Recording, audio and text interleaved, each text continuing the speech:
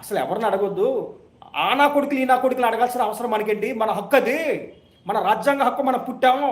ఒక్కరిని అడగడం ఏంటి? మన ఓట్లు మనం వేసుకుందాం. రేపు పొద్దున అధికారంలోకి వచ్చాక మనం తీసుకుందాం. ఆ నా కొడుకుని ఈ నా కొడుకుని అడగడం ఏంటి? ఆడవాడు ఇవ్వడానికి. మన హక్కులు మనం తీసుకుందాం అని చెప్పి నేను అదే చెప్తున్నాను మా వాళ్ళకి కూడా.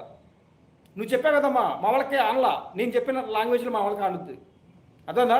ఆడవాడు ఇవ్వడానికి మన హక్కు అది. మనం తీసుకుంటాం. 50% 60% 70% తీసుకుంటాం అధికారంలోకి వచ్చాక. అధికారం కోసం మాట్లాడుతున్నాను నేను. 2 రాష్ట్రాల్లో బీసీలు అధికారంలోకి వచ్చిన తర్వాత 60-70% తీసుకుంటాం. మా జనాభా ఎంతో మేము ఎంత తీసుకుంటారు రిజర్వేషన్. ఏం పీక్కుంటారు? పీక్కున్నప్పుడు ఏం మాట్లాడతారో మాట్లాడండి.